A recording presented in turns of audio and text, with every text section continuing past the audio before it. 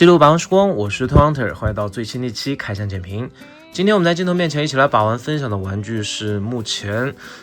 国内6寸顶流的国模品牌 Sexy Eyes 宾感工作室最近刚刚现货的昂克瓦尔人狂蟒突击队配色的 Smasher 粉碎者。这款角色呢，在之前的相当于去年这个粉碎者红色的版本出来之后，它算是一个换色再版的产品，但是我个人没有体验过苏醒者，也没有体验过最初的粉碎者，于是在朋友的安利下呢，也是预定了这款狂蟒突击队的版本。那它相应这套的这个猎犬套装呢，其实我是没有去预定的，因为在看6寸任天堂把这个所有的设定资料整理在一起的这个视频之前，我其实对它的背景故事并不是特别了解，整体的观感还有对于官图的这一些看法，基本上停留在我对常规的这个海洋堂的关节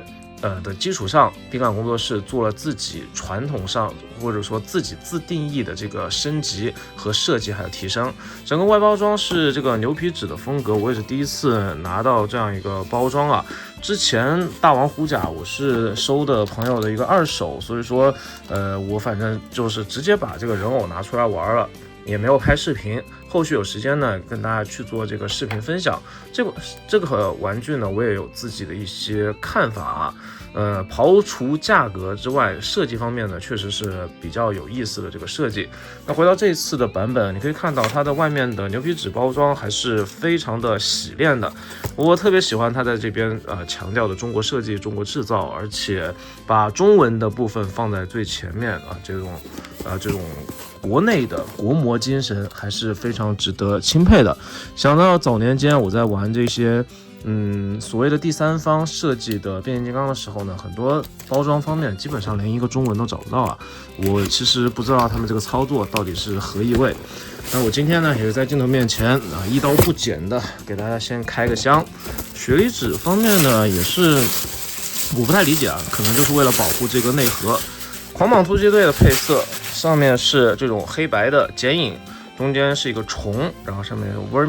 Sexy Eyes 2019，应该是算是它的注册商标啊。看一下这边啊，这上面写着这个 Execute， 然后看到背面啊，就有一些内容物的，就是警示说明。抽拉的这种开箱方式啊，打开之后，哇，非常禁欲系的一个包装，打开之后就是这个样子啊。一个透明的小开窗，上面是一个圆形的胶贴，就防你开箱之后装回去还是怎么地。反正我这边希望不要中奖啊，因为我也没有做好这个要售后的打算，反正也没有录什么开箱视频之类的，希望不要中奖。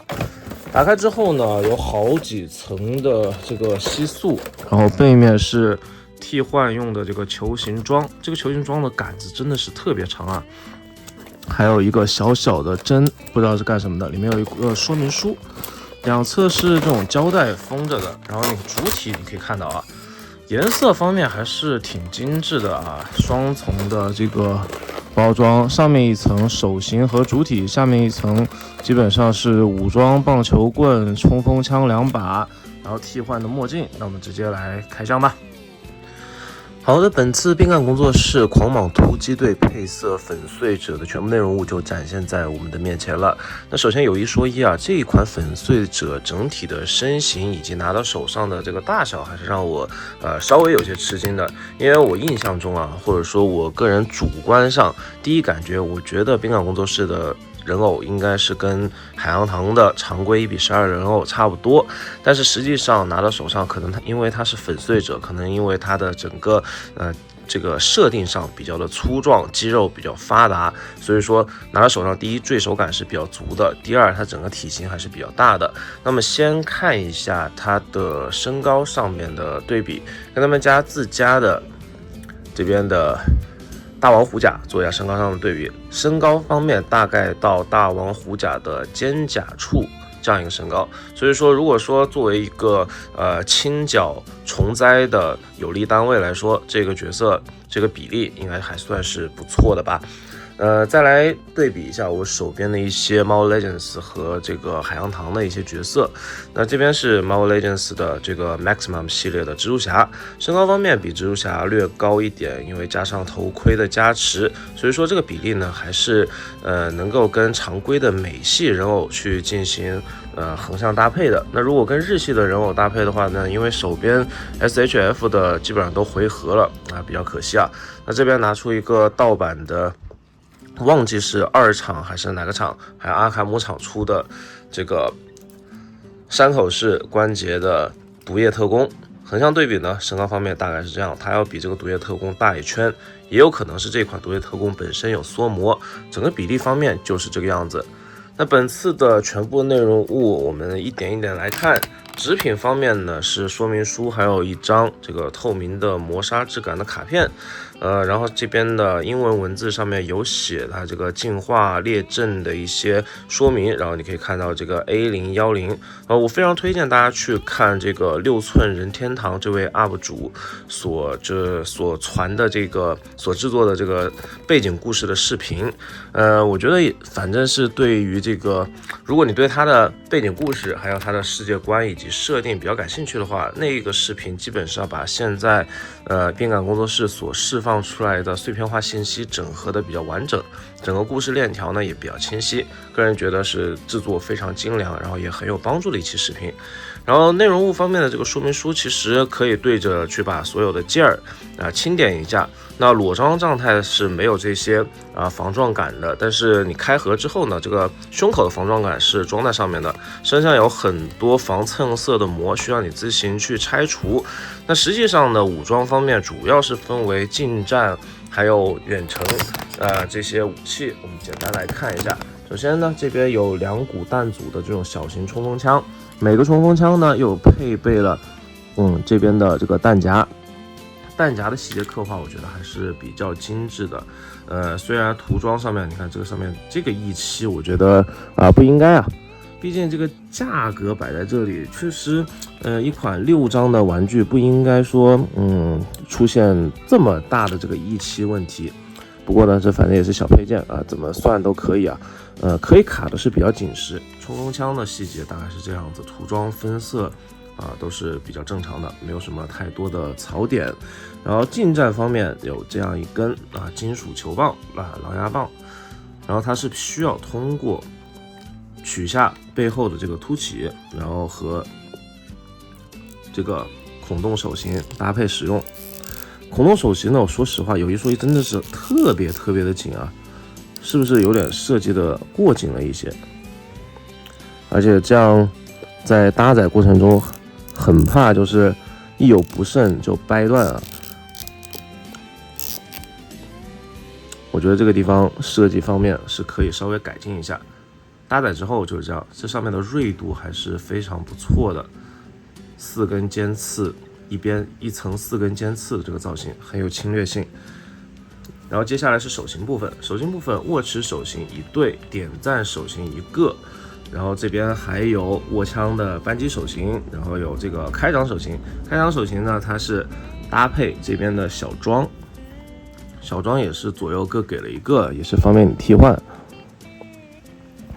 它这边的大头处可以搭载在手掌中心。你插好之后呢，再去插这个橄榄球。这个橄榄球其实是一个高密度的生物炸弹，如果说你不丢出去，然后直接使用的话呢，自己肯定也是会被炸爆了，这样的感觉。这样搭载起来呢就比较紧实了。摆出一些投掷的这个动作，然后你可以想象这2侧应该是类似于激发撞针的这种设计，反正就是一个投掷的手雷。当然如果你想长头往前面，我觉得也可以，看大家各自的喜好和偏好吧。然后另外的这一对开掌手型呢，可以看一下，就是这样的常规的一个龙爪手型。然后是这边的防撞杆，再来呢就是头雕方面。头头雕这边的这个头雕呢，它上面写的 bonus， 但是我其实不太喜欢这种所谓的特点的操作啊。那其实这个价位给个双头雕应该是理所当然的事情。然后眼部呢，它是有紫光灯的效果，通过照射呢，它会有这种幽幽的红光透露出来，还是非常帅气的。这个头雕我也很喜欢。然后其他的就是状态型的面罩 Danger、Converge 还有 Clear， 其实都是有这个紫光灯的发光效果。包括呢，它现在眼睛部分，你要去照射的话，包括胸口的一些涂装，也都是有一些紫光灯的反应，还有贴纸。好，配件看完了，我们来看这一次的主体部分。肩部的这2个防撞杆呢，我这边就不去替换了，因为我还是非常喜欢它这个金属色铆钉的这样一个造型。可以看到呢，这款角色全身上下充斥着这种水贴纸的这样一个装点，它是介于生物、机械之间的一个存在。如果你看过设定之后呢，你就会发现这个是人类为了对抗虫灾开发出来的远程操作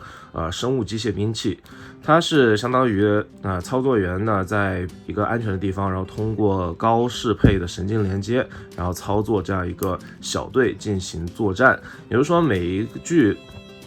身体的这个操作能力和反应力都是非常强的，然后通过这个肉体的增强，算是一个远程打击型的单位。然后你可以看到呢，背后还有一个高光涂装的点，上面写着这个 BioDS。其实我这边因为摄影器材的水平有限啊，你可以看到这边聚焦看一下，它这个地方呢是生化self-destructor， 就是一个自毁装置。也就是说，如果实在是任务失败，它可以远程启动这个装置，然后通过自爆拉目标任务目标去同归于尽。反正设定方面呢，还是非常的完整且有一定的自毁倾向。这个算是昂克瓦尔人，昂克瓦尔人其实是一个神经连接单位的很长一段英文描述的缩写。所以说在这样一个设定观下，其实整个作战风格还是相对来说比较绝望的，因为人口减少了嘛，所以说呢只能派这种单位去深入这个虫群里面，然后进行打击。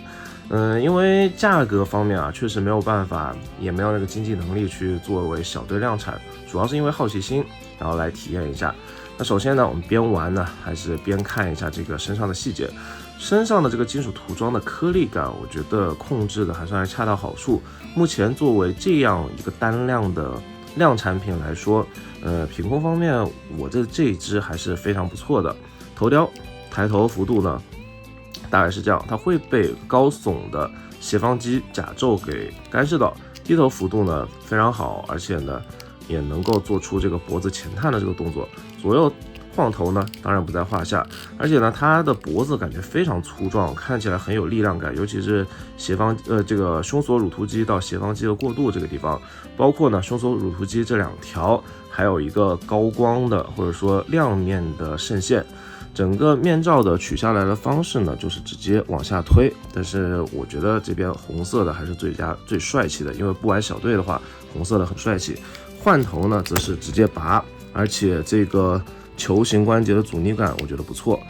换上这个头雕呢，就有一股浓浓的二战风或者说人狼的这个既视感。不过我也很喜欢这种风格，毕竟两侧这个呼吸的压缩管以及这个独眼的设计看起来确实很酷。两边的这个球形关节呢，确实是这种斜插的这个设计呢，确实就有很浓重的海洋堂的风味在里面。但是你看，明显的感受到这个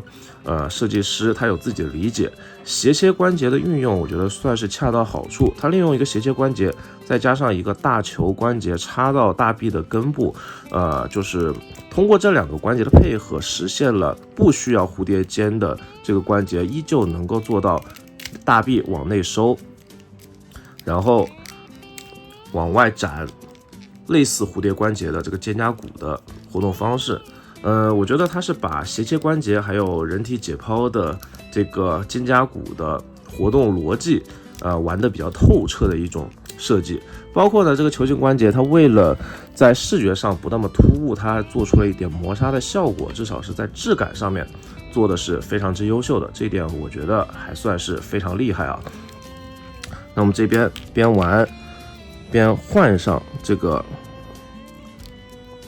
粉碎者的装备，我个人的话呢，对于粉碎者还是比较倾向于拿着它这个泥根棒球棍啊。拿着棒球棍之后呢，其实整体的造型啊，确实是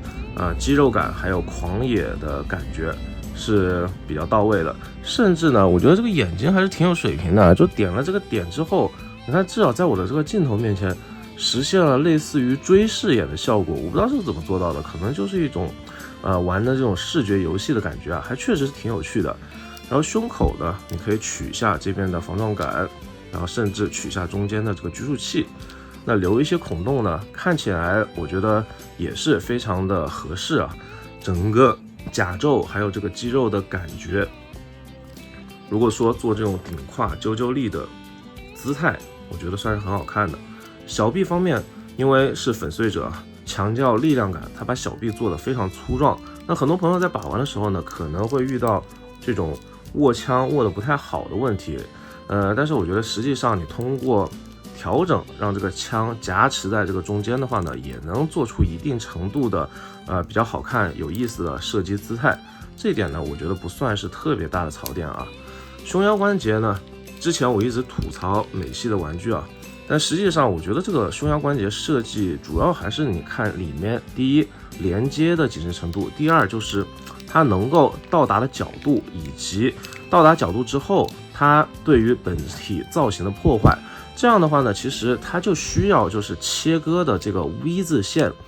拿捏的比较好，然后包括收腰的这个部分呢，要做到就是严丝合缝吧。你既要留有这个可动的余裕，又要留有这个造型的封闭感。这一点呢，其实多次试错之后呢，应该是可以达到一个比较平衡的部分。那做的比较好的有之前的 Jada Toys， 然后还有现在的这个冰感工作室。整个的弯腰挺胸的这个幅度非常的大，而且极度的这个自然和舒适，你可以做出很多很二次元，就是很屌的这种步行的动作，甚至非常自然的这个动作。而且同时呢，你要做出很夸张的挺胸、弯腰，然后践踏的这些夸张的漫画动作呢，也可以通过这个胸腰关节完全的实现。但实际上它真正的用到的关节比较简单，还是两段的这个双头球形关节加轴的这个设计。但是好就好在它本身对于这个肌肉感的划分以及开口处切分的方式非常的科学，或者非常适配于整个玩具，所以才能达到一个这么高可动加上美型同时兼修的这个过程。然后再来是我觉得不太理解的部分啊，就是可能他觉得这个地方为了配合可动啊，这个裤衩永远是松的。你包括大王虎甲是我最忍不了的，这个裤衩有点太松了，就是你玩的时候甚至会有一点叮铃咣啷的那种感觉。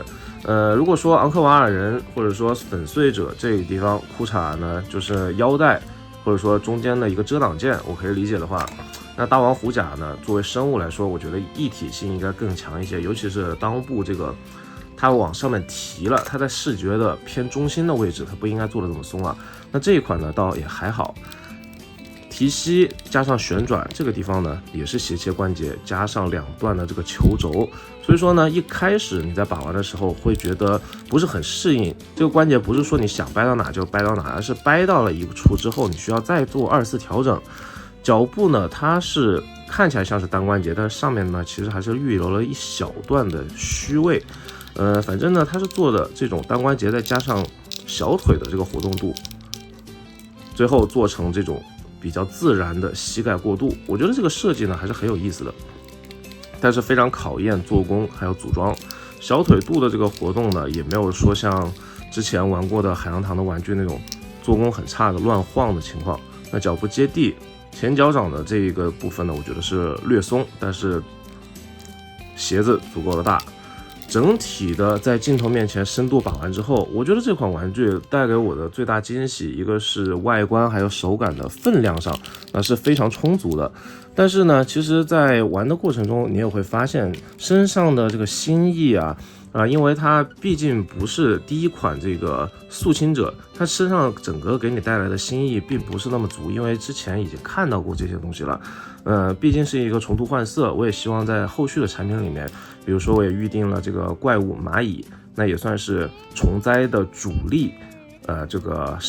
就是生化灾害的这个主力物种了。希望呢能够放在一起跟大家做一个更好的横向把玩视频吧。那今天把玩分享就到这边，我是头羊hunter，下期再见，不见不散，记得关注这个频道，拜了个拜。